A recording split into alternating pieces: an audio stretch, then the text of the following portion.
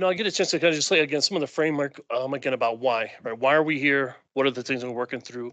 And it starts at a more holistic picture of looking at city services because for most of our departments, in some form or fashion, we're providing a service to the city. And through those services, they are interconnected.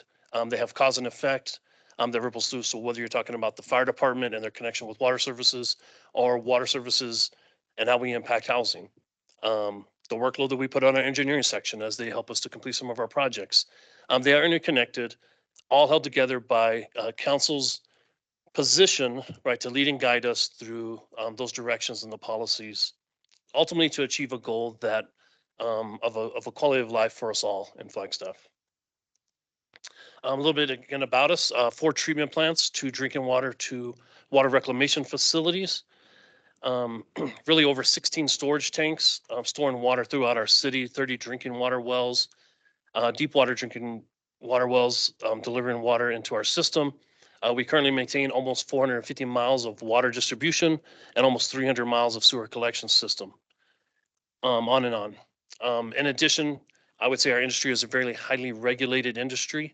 A lot of both federal, state, and local guidance and direction that we take very seriously, and we work to strive that we're meeting those regulatory expectations. All in the sense that we're able to do that through sustainability, through multiple lenses, but specifically that we're able to do tomorrow the services that we're doing today, and finding ways to do those, deliver those better and more efficiently. And doing that through conservation. So again, keeping in mind that all 3 of these are enterprise funds, where they're expected to perform those services based on the rates that they receive in order to do that. But unlike many businesses, it's not profit driven, right? It's about that delivery of service, which is interesting because through conservation is where we're encouraging people to use less of the product we provide, and knowing that there's a consequence and a ripple effect through how revenues support the services that we provide. It's not our ability just to sell more product to get more revenue to provide the higher level of service. Counterintuitive, right? We encourage people to use less product, and we still strive to add those innovations and provide that resiliency and redundancy. And we do that with currently 97 full-time employees within our division. Just taking a minute to again kind of break it down between the operation and maintenance versus the capital. I know capital has been a big part of our conversations and will continue through our presentations and through the levers. But keeping in mind that when we look at our operational budget, how we fund the day-to-day stuff that operators and our staff are working, that this is how we fund modifications and operations of our process treatment equipments, how we upgrade and maintain our buildings and materials, how we cover our parts and labors, our contract work, um, along with our utility type bills, chemicals, servicing the vehicles and equipment machinery that we use daily to perform those services, and how we also support our personnel expenses. I did pull out 4 of those particular operation costs because they do make up over 50%, almost 60% of our operating budget fall into these 4 categories. And I did take a look back over the last 5 years and added current where we're at today. I'm seeing that cost escalation from being just under those 4 for all 3 of those enterprise funds, just under the 10 million, to exceeding 12 million. And for this current fiscal year, I think we've still got about a month and a half left where those expenses are still coming in. But you can see that escalation, especially over the last 2 years. So what happens when we don't have when we have insufficient funding, and what is the impact on those operational costs? So what happens is we begin to defer those repair and replacement of our aging infrastructures. We begin to neglect updating our technology within our facilities, and we begin to to move away from that resiliency and robustness that we're striving to maintain. I think a prime example is in our facilities. We will that you have backup equipment in the event of failure, and so you will have 2 pumps that you need in order to provide the service, and you will have a spare pump. When a piece of equipment fails, you bring the spare pump online and you maintain the same level of service. But if you have inadequate funding and you're not addressing that spare, um, when the next failure occurs, now you've moved it into a more reactive, and now you've created a fire that you're having to increase the urgency of getting that repair. And so when we have insufficient funding, it's easier not to invest in that because you are meeting the service and things seem to be okay on the service, but you begin to degrade that resiliency and robustness. and all the time doing all of this, right, with your limited personnel resources. When things are substantially funded, it allows us to shift our focus, right, to that sustainable use, developing our water resources, making sure that we're doing effective methods and administration. We're not going through those drills, which takes away distraction, it takes away energy, it takes away time when we're having to respond instead of working the plans that have been developed. Um, right, we can begin to make sure we're putting more emphasis on making sure we're meeting water quality and our treatment goals, finding ways to invest in repairing that aging infrastructure and moving more into asset management, and also working to retain our qualified staff and making sure that we're investing into the trainings and maintaining those resources. A couple of fun facts that I would share that come out of our annual reports. So Flagstaff averages about 6 main breaks per 100 mile of pipe. So that equates to about 25 annually. So again, this is part of the business that we're in. We do expect it to be main breaks, and we are built to address those. But on the operational side, if each one of those main breaks costs about $100,000 to do a repair, you're talking about $2.5 million annually and addressing that reaction. On the wastewater side, again, almost 300 miles of sewer line, 8,000 manholes. Put a few pictures that show routes, right, integrated into sewer systems, um, grease backups, aging infrastructure. That all again kind of tie into when we're able to focus on the operation and maintenance, we're addressing these things in a methodical process and not reacting to the things that happen when that doesn't occur. And that's really what capital helps us to accomplish. So capital does address capacity needs to meet the community's future. It does take a look at the master planning and incorporates those projects in, but it helps us to also begin to again to invest into those water supplies and those collection systems, integrating that asset management, again, that more proactive approach and less reactive, and finding ways to integrate, again, more technology and innovation into the things that we do. For our CIP, we know that that includes the approved, the informed, and the unfunded, which will be a part of our conversation as we go further into the presentation. But I would like to mention that I would say that that plan is conservative, and it's conservative on a couple of measures. One, the numbers that are used in the plans, I will say, do not reflect 2024 numbers. We think that the point in time that we're in may not be as representative, but ultimately we still need to draw a line in the sand. And so those numbers have been held in place. I also would like to point out that the capital improvement plan doesn't always indicate all the things that have to happen. This is our plan that we work to choose, but we do know, and council knows as well, because we bring those before you with projects that come up that we do need to either pivot, address, and then work to get back to that plan. While our CIP plan does rely on some external funding, both through grants and through debt, just being conscientious about the dependency that that the projects can continue to be completed, not wholly dependent on the external funding, and making sure that we have capacity to also support those other sections in the city and other citywide initiatives. We did print out the handouts. I know you've seen these through the slides, but again, we want to make those available and comprehensive in one presentation. So in the consideration of time, but we have the water CIP followed by the unfunded. We give you the handouts, of course, they're in the presentation, the water CIP and the unfunded list of reclaim and the unfunded list. I'm happy to discuss or kind of go through any of those, but again, as we go through the presentation, we'll be talking about the cause and effect of the CIP. But also what we did is we added a map. We took those projects and we overlaid them onto a map to see, well, where is this occurring in our city? And so creating a good visual that it is dispersed across the city because the needs are dispersed and our services stretch across the city. Highlight a couple that haven't been on your radar. If they haven't been on your radar, will be part of our conversations. Is a big initiative on addressing Wildcat Interceptor Line, identified in the CIP, was on our list of things to do. And now it's kind of moved. We've had to move it to the front, and we're really pushing hard to see how we can get that addressed, along with the Lake Mary Sedimentation Basin. Again, has been on our list of things to do, and we're putting a tremendous amount of effort and focus on bringing those projects up and getting those delivered. Those are two specific ones. Shared a couple other pictures of that we had on file for Lake Mary Sedimentation. So some of the items that we're looking to address through that rehabilitation. All in all, going back to that capital funding, again, this is a slide I know that you've seen, where it talks about the level of magnitude of each one of those categories with that approved CIP. Our CIP built to to be successful within the resources that we have available, and that a form CIP where we're saying, but this is really the level that we need to be executing. And then that, including the unfunded, what would it look like to fully fund the CIP? And so again, I demonstrate those numbers. So what are the impacts on insufficient funding on the capital plan? We talked a little bit about the operational side, but what about on the capital plan? So I do feel I tried to incorporate, what does that process look like that we go through? When a project comes forward and it has insufficient funding to execute that project, we go through this process where we begin to look at value engineering. What are things that we can change in order to save money, to lower those costs? And when that's been exhausted, what are the things that this project can do without? And we begin to strip components out, prioritizing those. I would say sometimes to a fault where at the end of the day we did a project and were we able to accomplish what we started out to do with the project?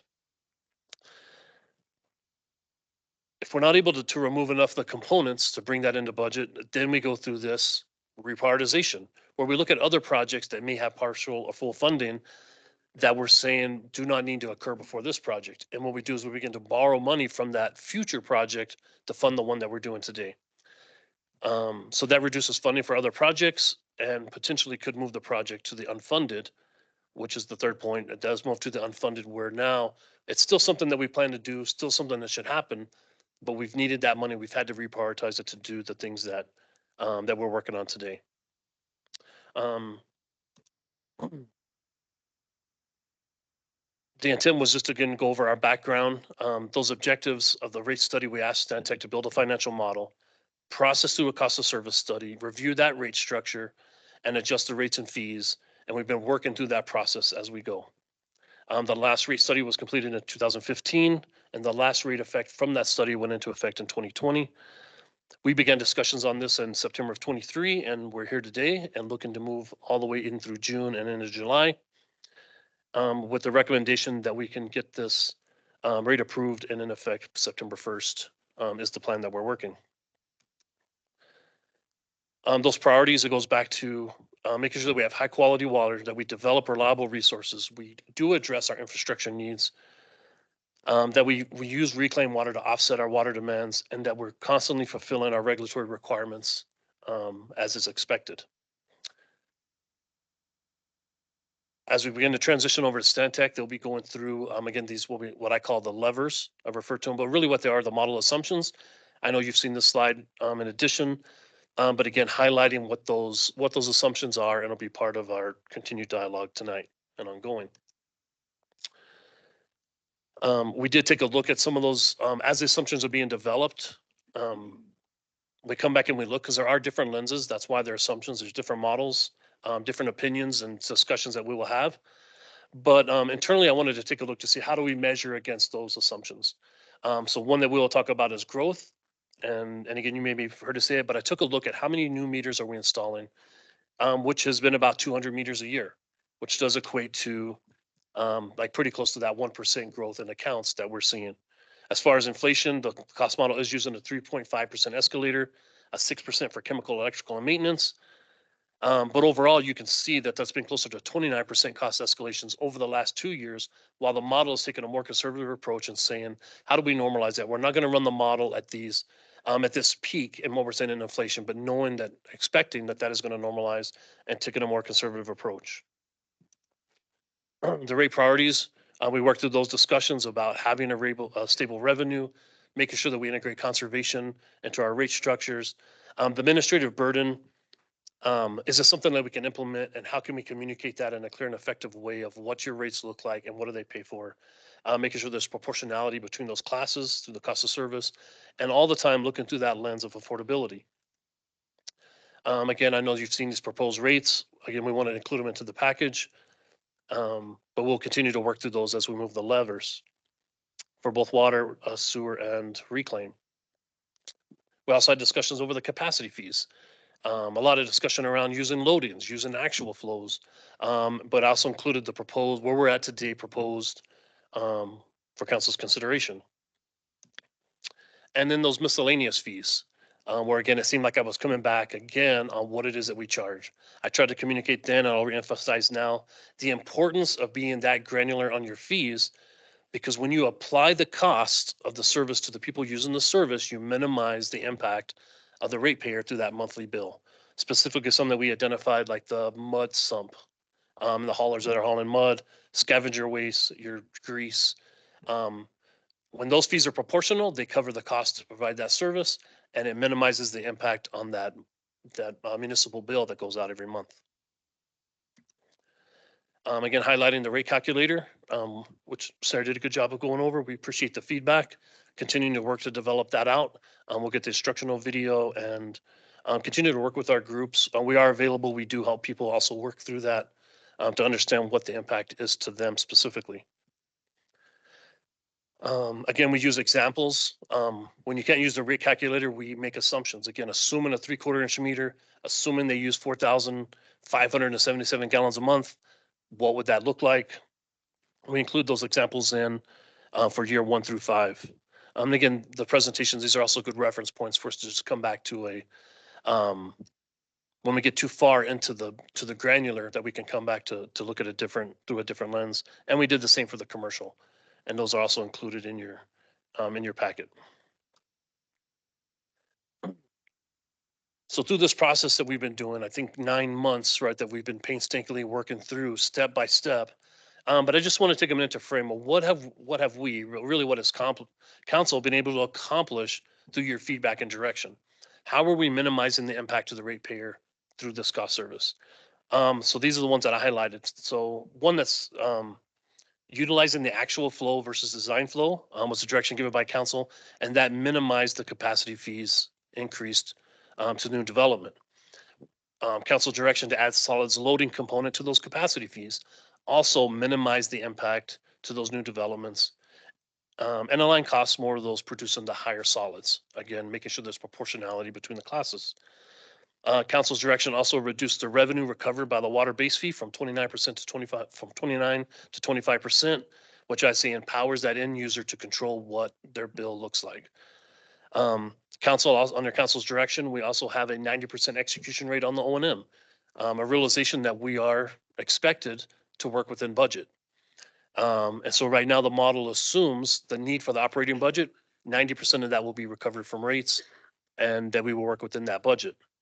Also minimizing the impact to the ratepayer.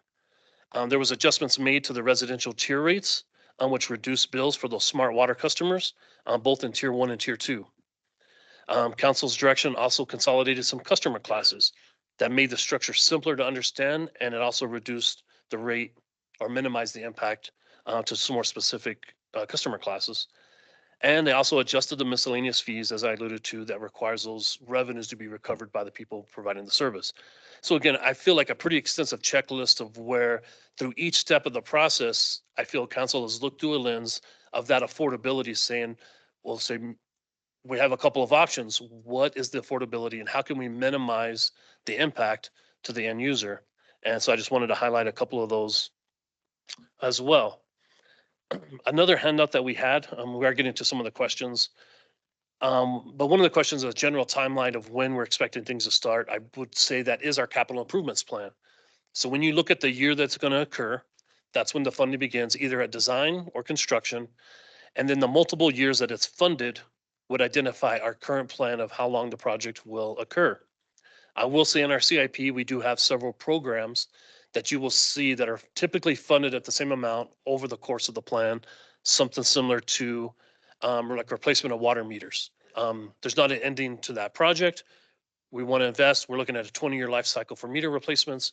We need to change, right, 1,000 meters a year. And by the time we get to the end, we get to start over and you just constantly manage that asset. So when you see multiple fundings across the course of the plan for the same amount, I would say that's a program. Where the projects, if they're not clearly defined by the title, but you'll see they'll have a start and end date. If there's a lapse in between, it may be multiple phases or multiple initiatives. So hopefully that shares a little bit. We'll continue to work with you and anyone as we talk through about the expectation of the timelines, but we thought this was a great start to look at. Additional questions about breaking down the city's capacity to deliver our current CIP. So I will say, again, thanks to council for, in our current fiscal year, did add a project manager to water services, which we have filled. So that position is filled, and we also include funding within the engineering section to leverage some outside our contract project management if that need is to arise.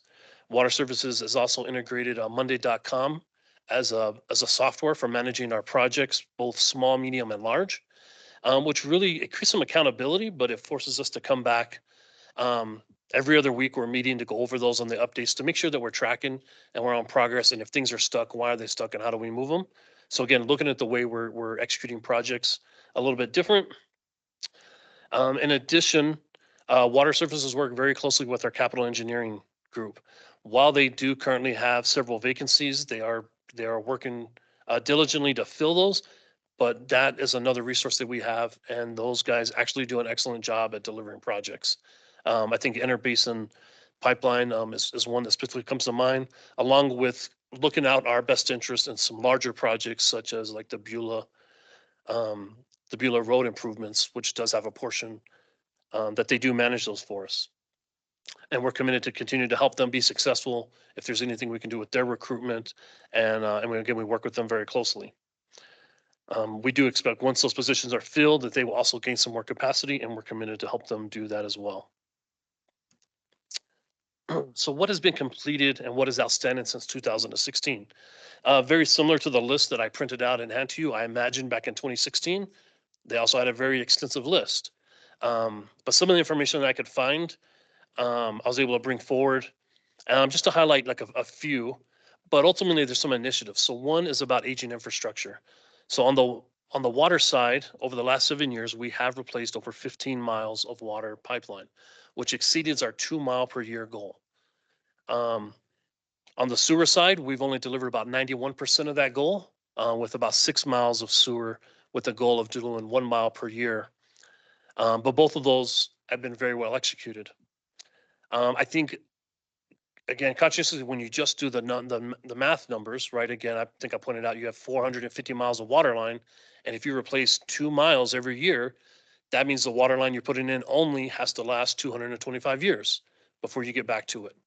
So while we did set goals, and within our current budget, we are executing at that level, I think you can see where we're looking for that opportunity to say, maybe I don't need to get to 4 miles, but doing 3 miles helps us move that needle and takes pressure off of water lines that I picture being 225 years old, and some of the things that those would challenges that those would come.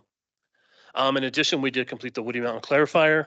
Schweitzer Canyon Phase 4 is being completed right now. It's right at the tail end of that, and we'll be moving into Phase 5. But I am saying that we've completed 4 of the 5 phases. The Lake Mary electrical upgrade system was completed. Railroad Springs Tank Number 1 rehab completed. A couple of outstanding. Lake Mary sedimentation basins comes back up as outstanding. I won't go into how we're working on that. Storage tanks, water storage tanks, both Cheshire and Railroad Springs were 2 projects identified. Those are outstanding. And Fort Tuthill Waterline Loop are outstanding, and currently reside within our current CIP. And we are aware of that. And through our constant prioritization, making sure that we have adequate capacity, storage, and treatment, doing the right thing at the right time. There was a question about, like sometimes it may seem like we're a little fast tracked. I know we've been working on it for 9 months. Seems like a long drawn out process, but as we come to the end, things begin to get accelerated. Even with the addition of this workshop, like this work session that was added in, because we're trying to work through these issues. But we do believe as long as we're actively working on the rate increase, that there shouldn't be a need to postpone, that we can continue to get to the results that will be successful for water services in the community.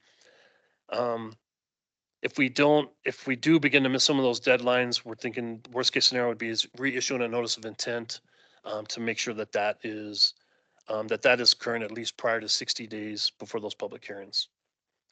And if that does become an issue we work through, we'll make sure that council is apprised, working with our city attorney's office, that we're doing everything above par.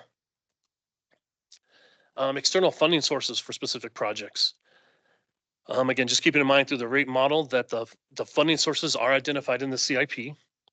The model does include debt, which is bonds and loans, and the CIP is over 10 years. It is a 10-year window for our CIP, even though our rate structure is 5 years.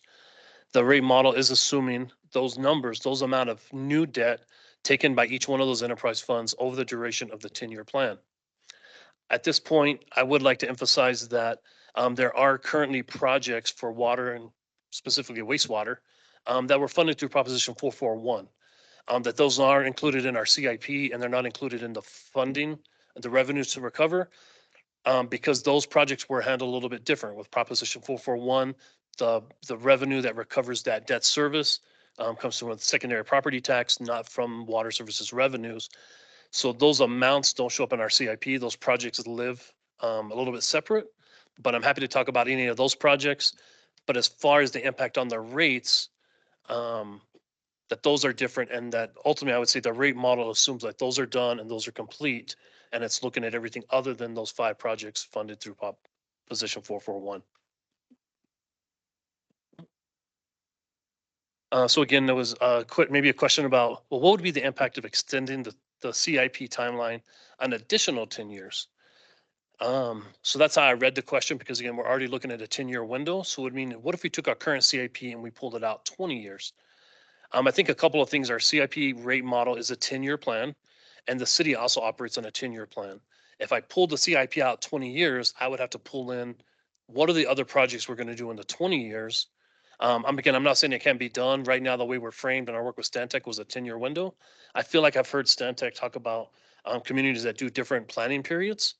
So I'm not saying that that's not feasible, but currently the reason we're focusing on 10 years, it matches our 10-year financial plan and our CIP. So what is the impact of dropping the least important CIP projects? So I think the way that we're structured, when you look at the CIP and the information we gave, when you see that they're occurring, information almost paints a picture of what things should happen first and kind of creates that prioritization. And when you look at the things on the unfunded list, are what we're saying maybe are least important than the things that are currently funded. There's a reason the CIP looks the way it is. So the impact of dropping the least important CIPs, I would say would probably start with beginning to drop the unfunded list from the rate model consideration. You would be removing the least important and then working your way from right to left through the CIP. The 10-year CIP is structured. Again, we're looking at those most critical projects occurring probably in that 1 to 3 years that you see the first 3 columns, and less critical, more planning driven out, more the 5 to 10 year, kind of putting those into 2 groups. Again, that with the exception of the programmed items that I said you could identify that have that multiple funding constantly throughout the 10-year plan. So the impact of using bond capacity and reserves for CIP. So right now the model does assume that we're maximizing our debt capacity, while also maintaining the minimum cash reserve. So again, we build in those bookends. We're asking Stantec to run the model that we are looking to maximize the debt, but at that the 20%, right? 20% of the operating revenues, while maintaining a minimum cash reserve, which is 90 days, which is a requirement that we have, that we must maintain 90 days cash on hand. So we do set those bookends, and the model is working to maximize both of those and find the most efficient way to run the numbers while still meeting those 2 criteria, which I'm sure will be touched on again later. Other questions have come up about why we're not using Econa's population growth projections. I think along with other growth projections. Again, I feel like the simplest answer I would say is when you look at the city's 5-year financial planning, it includes a 1% growth rate. So matching that, again, going back through that, we did look at our water production changes over the last year, again, around the 1%. We looked at the regional plan that gave a range right from that 0.8 to 1.3. And then I talked a little bit about those residential meter installs, which actually calculates about 0.7% annual growth in residential meters installed each year. So again, those are just a couple of lenses, but that'll be a lever and a conversation that we will have further on when I hand it over to Stantec to look at that. Why are we not using an inflation rate of 2.4%? So actual water services expense forecast is 3.5% on, I believe, like 75% of the operating costs. We did pull out chemicals and electrical costs because I see those as higher than, the increase has been higher than the others.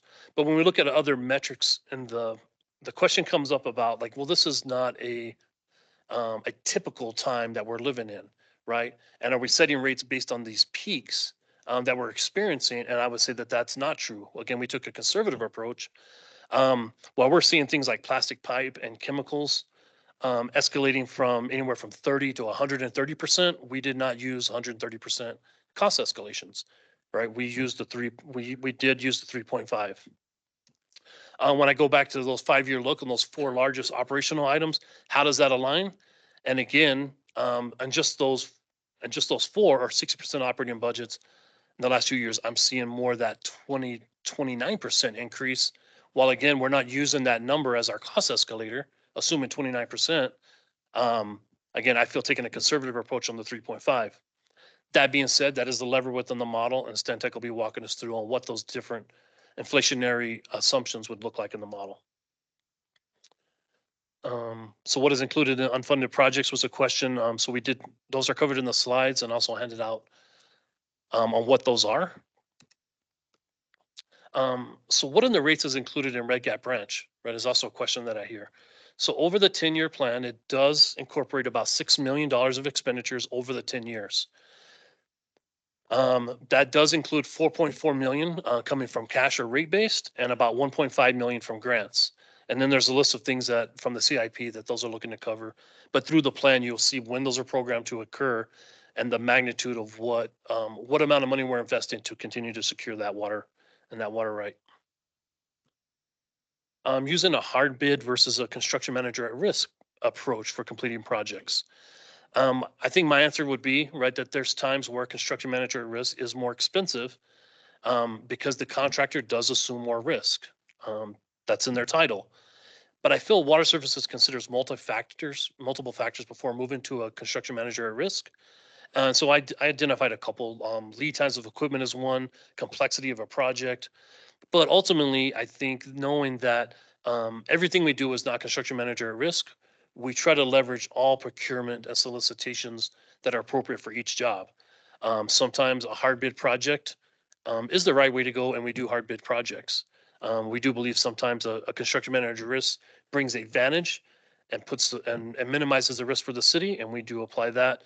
So I don't think that's a blanket statement that we're always using the construction manager at risk. I think we try to use it appropriately, and we try to work through as we bring those solicitations forward for council's approval on why we chose or why we believe or recommending that is the best approach for that project. The ability to refund capacity fees for projects not completed in 2016. So 80% of that 10-year plan developed in 2016 and complete projects are not identified in the CIP based on community needs. I would say when you pay into a capacity fee, you're buying into our system, both reimbursing the city on some investments that we've made to build some capacity, and you're paying a portion of that future capacity that we're going to need to add. Based on that, when anyone that has paid into the capacity system, I say every day, including today, we provided them that capacity. When they turned on their faucet, the water was there. And when they put it down the drain, we took it and we treated it. Their purchase into the capacity wasn't specific for a project. It's for buying into a concept of, do we have the resources available to provide the services that we've committed to do? So that I believe that we have done and we strive and we will continue to do. I also feel like policy sets the triggers of when capacity projects need to occur. Again, about doing the right thing at the right time, and that capacity fees are set aside restricted funds used for capacity and not for things outside of that. I would also point out that capacity fees do not cover the complete cost of all the growth projects. Some of that cost is burdened by the monthly bill that goes out, because we also benefit from those that additional capacity in it within the system. But it definitely doesn't cover all of the cost. And then so in the duration of what I've been working here, so McAllister Well has been brought online. That is working. I think the last thing we're doing is trying to fix the driveway, which will be done, I think, within the next couple of weeks. But that well has been online and been providing water to the city. And Fort Tuthill 2 well has been drilled. Those are complete. And we're moving forward to see how we can leverage Fort Tuthill to gain some other efficiencies within the water system. Also a question about the amount of CIP carried over for water services. So I will mention that as we do carry forwards, there's a couple of things I feel like drives that. So one would be many of the projects are multiple year projects, and so that funding will carry over multiple years. In addition, I would also say when projects are inadequately funded, there's this process where I can't add budget to it this year, but let's carry that forward, and I'm going to try to get you budget the following year to add to that to get it done. I feel like those are two things why you would expect to see that carry forward of a project. And then cost estimating for projects in the CIP. So cost estimates are included in our analysis and our master plans. Um, we do use cost comparisons across our completed projects. What are we currently seeing that happens? And we also use some industry practices of what are current unit prices, that dollar per foot, per inch, per how much is it per yard? Like we do try to quantify that. One thing I would point out is you really want to do a complete. I feel like cost estimates are kind of driven by these like up to like these 5 classes. And the higher you go up in your cost estimating is the more you pay for that estimate. And when you want to pay for that estimate is when it's closer to when the project's going to be done. So I do feel that we invest the level of estimating in that short near term, that 1 to 3 years. We're trying to get very specific on what it's going to cost today to do a project in 10 years. We feel is probably a little less important. What we need is a lower class, maybe a class 2 type estimate. I need to be ballpark, and we put our resources and our emphasis on the things that are current short time, because we know in our environment, like the world changes fast, um, and we don't want to spend a lot of time and effort and trying to predict what's going to happen in 10 years until it's closer that we can do that. So we do look at that level. So while typically a master plan, I think would use maybe a class 2 or class 3 type estimate for a project, it is not a class 5. We could do class 5s, but that is going to cost us more money to do a class 5, and it's going to become less valuable by the time we do that project. Is my belief.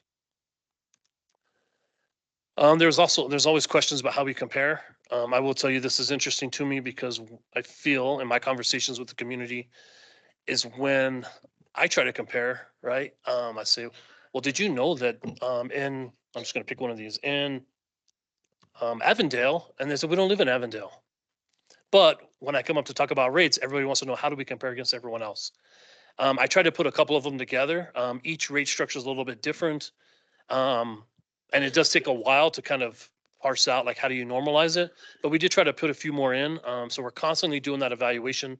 I know Stantec has done that. We took a more look at local communities, and I did include in the year 1 rate, proposed rate, and the year 5 for that comparison. And again, we're continuing to build that out and happy to continue to share that with council. We know that the questions come up, and we're willing to do the work to those comparisons. And I will say that I will compare our utility to any utility in the state anytime they want to compare. But with that, I will stand for questions, and I apologize if I took a little bit longer than I should have. It was great. Thank you so much.